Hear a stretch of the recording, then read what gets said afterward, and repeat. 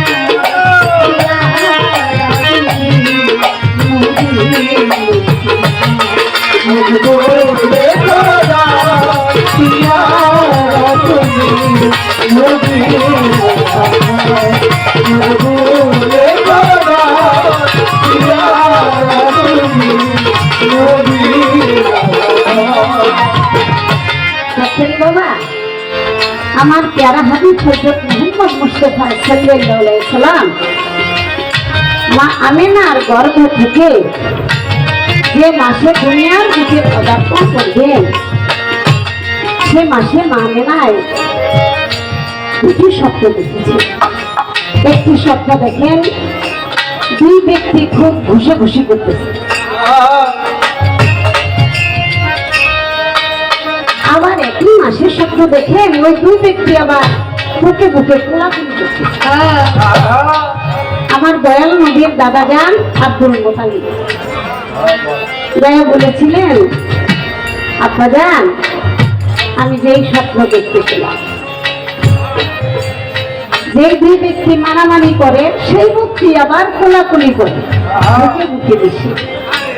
তাই আব্দুল মুতালিব সে তো আল্লাহওয়ালা ছিলেন, কাবা ঘরের মতন ছিলেন,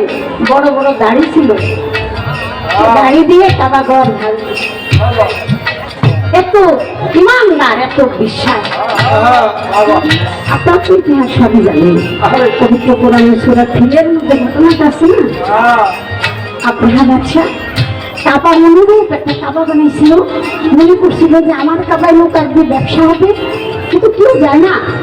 পরে চিন্তা করলো যে মক্কা তাড়াতাড়ি ভেঙে ফেলবো, তারপরে আমার কাবায় আমি তুই তোরা কই যাবে। তাই হাতি মেয়ে যখন কাবা ভাঙতে গেছিল তখন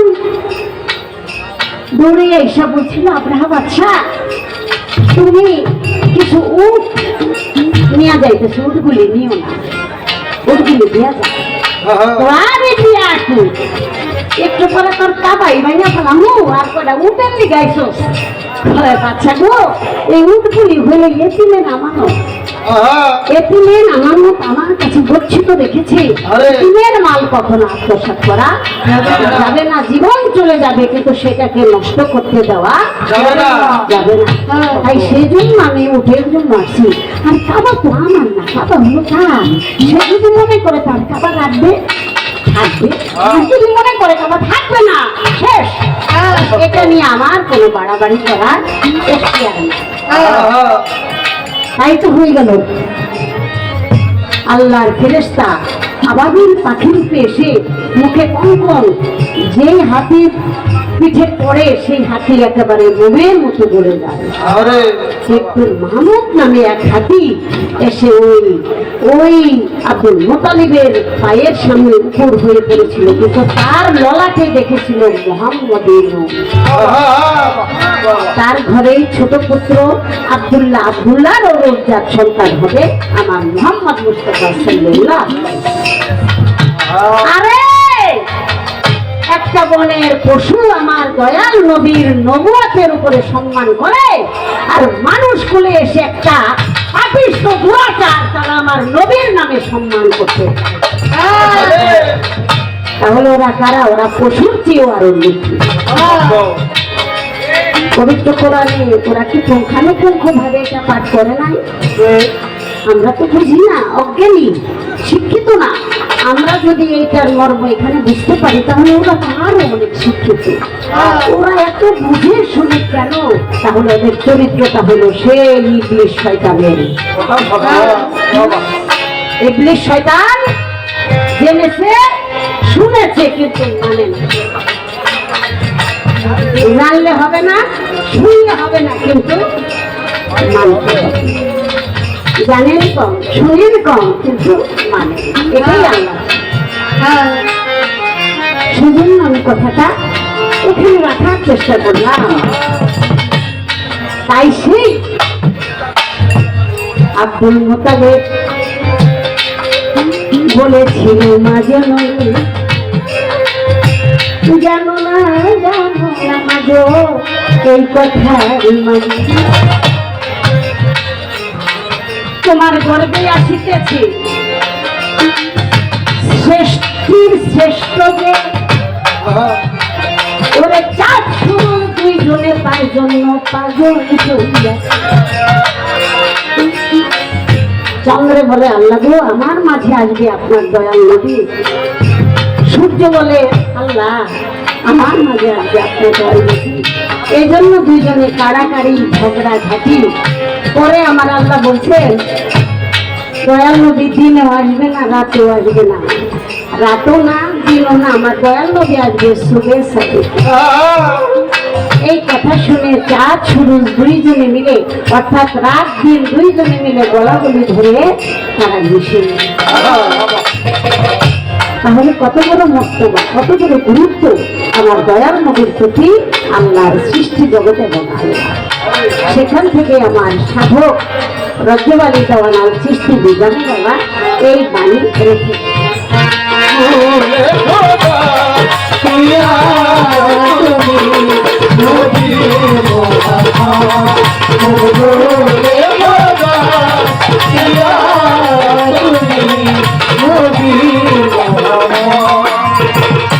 পাপি পাপি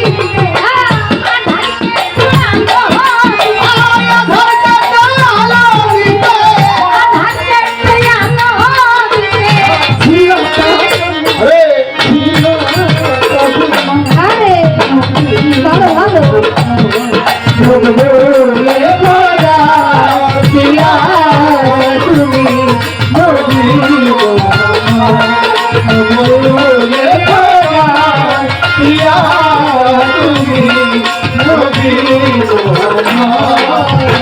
রজ্জব কান্দে কারণিবা